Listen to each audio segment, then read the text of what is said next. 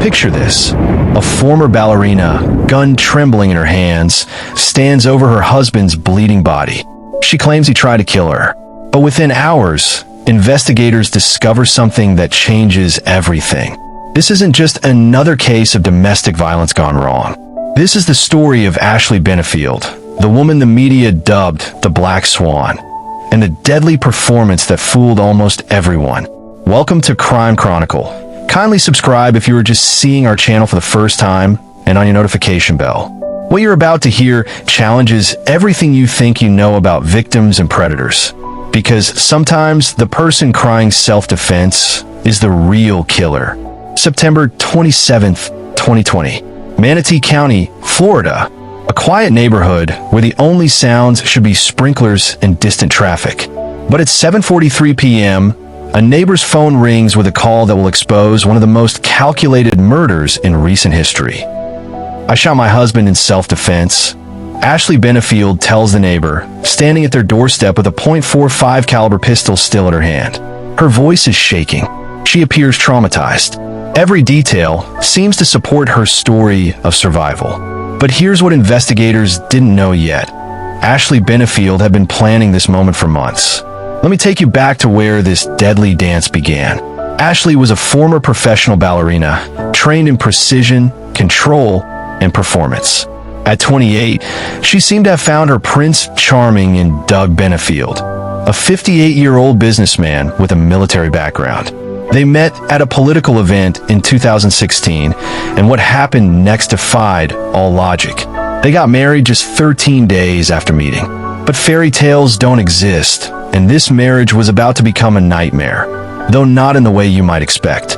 Within months, Ashley was claiming Doug was abusive. She filed for divorce, moved across state lines, and most importantly, she was pregnant with Doug's child. The custody battle that followed would become the foundation for murder. Here's where the story gets disturbing. Court documents reveal that Doug was fighting for joint custody of their daughter. For most fathers, this would be normal.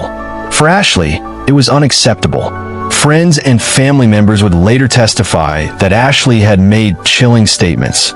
She couldn't bear the thought of sharing her daughter. Some witnesses claimed she said she'd rather Doug be dead than have visitation rights. But Ashley was smarter than that. She knew that simply wanting her husband gone wasn't enough. She needed a plan that would make her look like the victim. The plan was already in motion. For months leading up to that fatal September evening, Ashley had been building her case. She documented alleged incidents of abuse, though friends of Doug would later claim they never witnessed any violent behavior. She moved to South Carolina, claiming she feared for her safety.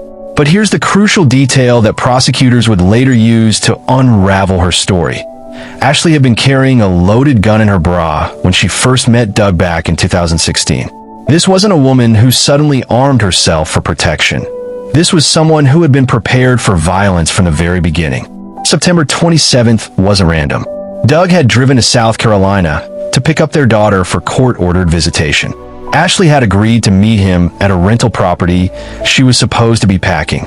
But when Doug arrived, he wasn't there for a peaceful custody exchange. What happened next, according to Ashley, was an attack. She claimed Doug hit her, cornered her in a bedroom, and she had no choice but to reach for a gun. In her tearful testimony, she described firing in self-defense, claiming she told him to stop before pulling the trigger. But investigators were about to discover something that would turn this entire narrative upside down. When paramedics arrived at the scene, Doug Benefield was still alive. He couldn't speak due to his injuries, but he was conscious. And here's what investigators found that Ashley never expected them to notice. The physical evidence didn't match her story. The bullet trajectory, the blood spatter patterns, Doug's position, none of it supported a scenario where Ashley was cornered and firing in desperate self-defense. Instead, the forensic evidence suggested something far more calculated. Doug had been shot in the back. He was trying to leave when Ashley fired. But wait, it gets worse. Prosecutors discovered that Ashley had called a lawyer before she called 911. Think about that for a moment.